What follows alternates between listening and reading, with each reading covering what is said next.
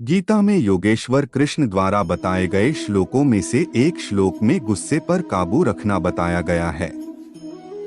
इसका आशय है कि कोई भी व्यक्ति जब क्रोध करता है तो भ्रम पैदा होता है, यानी कि सही और गलत का भेद मिट जाता है, बस क्रोध ही शेष ही रहता है। इससे बुद्धि भी व्यग्र हो जाती है। इसके बाद किसी भी सही बात का तर्क व्यर्थ जाता है और तब व्यक्ति के पतन की शुरुआत हो जाती है। वर्तमान समय में यदि इसकी प्रासंगिकता की बात करें तो किसी भी कार्य को करते समय यदि क्रोध आ जाए तो कार्य प्रभावित होता है। कई बार तो यहाँ तक देखा गया है कि लोग क्रोध में आकर अपनी नौकरी, रिश्ते या फिर जिंदगी तक को दांव पर लगा देते हैं। वह अपने क्रोध के दुष्परिणामों के बारे में कभी भी विचार नहीं करते। इसलिए जरूरी है कि जब क्रोध आए तो कुछ क्षण रुककर उससे होने वाले परिणामों के बारे में एक बार जरूर विचार कर लें। इसके बाद ही कोई भी कदम उठाएं। श्री कृष्ण कहते हैं, व्यक्ति को ज्ञान और कर्म दोनों को ही एक समान रूप में देखना चाहिए, यानी कि एक ही नजरिया रखना चाहिए।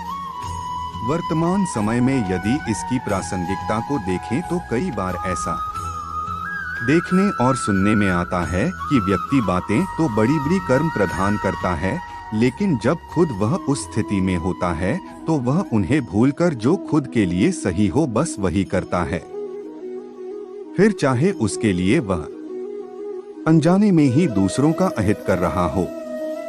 इसलिए ज्ञान और कर्म दोनों को ही सदैव एक समान नजरिए से देखना चाहिए।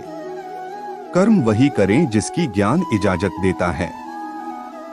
इस तरह से व्यक्ति सही गलत और पाप पुण्य के बीच का फर्क आसानी से समझ सकता है। श्रीमद् भगवत गीता के एक श्लोक में योगेश्वर कृष्ण ने बताया है कि व्यक्ति का अपने मन पर नियंत्रण जरूर होना चाहिए।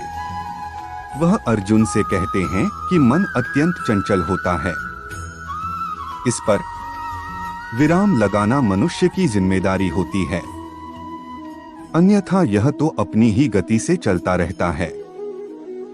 वर्तमान समय में मन पर नियंत्रण रखने से आशय है कि कई बार हमें पता होता है कि जो कुछ हम कर रहे हैं या फिर करने जा रहे हैं उससे किसी का अहित हो सकता है, या फिर हो सकता है कि खुद के लिए भविष्य में यह नुकसानदायक हो, लेकिन वर्तमान में कुछ पलों के लिए वह सुखद है। मन की चंचलता के चलते व्यक्ति जानते समझते हुए भी कई बार गलत कदम उठा लेता है।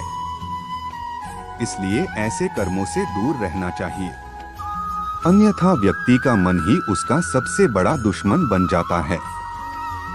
श्रीमद् भगवत गीता ने श्री कृष्ण ने सच्चे दोस्त के बारे में बताया है कि सच्चा मित्र वही होता है जो आपका बुरे वक्त में साथ दे, यानी कि दुख और परेशानी में हर वक्त आपके साथ खड़े हों।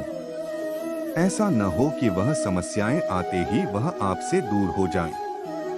यदि आपका मित्र ऐसा न करे तो तुरंत ही उसका परित्याग कर देना चाहिए, अन्यथा ऐसे लोग आपके मित्र बनकर मित्रों की संख्या में तो इजाफा कर देंगे, लेकिन जरूरत पड़ने पर कोई आपके साथ नहीं होगा।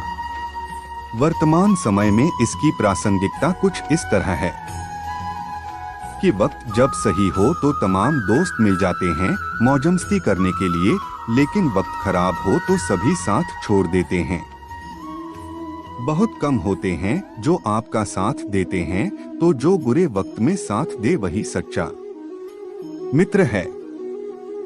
श्री कृष्ण ने गीता में अर्जुन से कहा कि व्यक्ति को अपने गुरु के अलावा अपने अनुभवों से भी सीख लेनी चाहिए, अन्यथा कई बार व्यक्ति परेशानी में पड़ सकता है।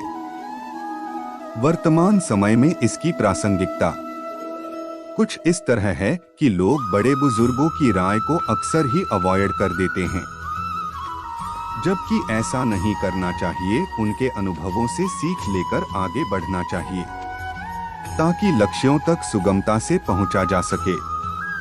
अन्यथा कई बार ऐसा भी देखा गया है कि बार बार असफलता मिलने के बाद भी व्यक्ति उसी पथ पर उसी प्रक्रिया से बार बार गुजरता है, जबकि उसे बीते समय में मिले परिणामों का विश्लेषण करना चाहिए और फिर मिले अनुभवों के आधार पर आगे बढ़ना चाहिए।